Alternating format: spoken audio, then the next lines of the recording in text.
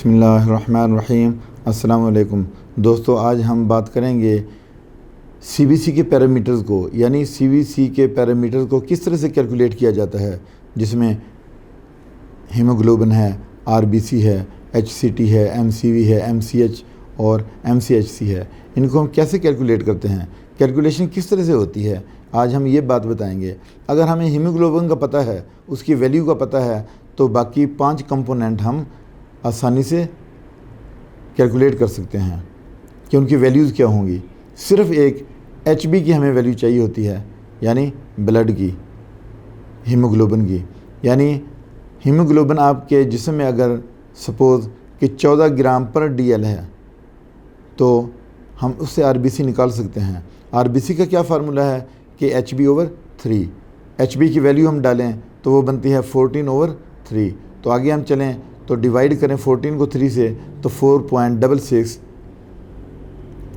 Value आ जाती है RBC की। इसी तरह से जो दूसरा कंपोनेंट है HCT, जिसे PCV भी कहा जाता है, इसको भी हम कैलकुलेट कर सकते हैं हीमोग्लोबिन की वैल्यू से। तो HCT का फार्मूला क्या है, HCT या PCV दो नाम है इसके। तो HCT निकालने के लिए फार्मूला है कि HB/3, यानी हीमोग्लोबिन को 3 से मल्टीप्लाई कर दें। तो हीमोग्लोबिन की वैल्यू कितनी थी, ऊपर दी हुई है 14 थी, तो 14 को 3 से मल्टीप्लाई करें तो 42%, यानी HCT कितना निकला है, 42%। अभी हम तीसरा ही जो कंपोनेंट निकालते हैं वो है MCV। MCV निकालने के लिए क्या फार्मूला है कि HCT को 10 से मल्टीप्लाई करें और RBC की वैल्यू से डिवाइड कर दें, जो कि हम निकाल चुके हैं पहले। तो आप HCT की वैल्यू 42 है, तो मल्टीप्लाई 10 से करें और डिवाइड बाई RBC की वैल्यू है 4.66। तो हमारा जो आंसर है डिवाइड करने के बाद वो आएगा 90.12 FL, यानी यह MCV आ गया है। चौथी वैल्यू जो है वो है MCH। तो MCH निकालने का फार्मूला क्या है कि HB यानी हीमोग्लोबिन को 10 से मल्टीप्लाई कर दें और RBC की वैल्यू से डिवाइड कर दें।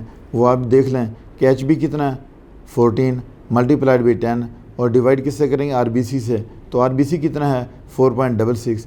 तो जब हम इसे मल्टीप्लाई करने के बाद डिवाइड करेंगे तो 140/4.66 आएगा। और फिर डिवाइड करने के बाद फर्दर आगे हमारे पास क्या वैल्यू आएगी इसकी, 30 पिकोग्राम।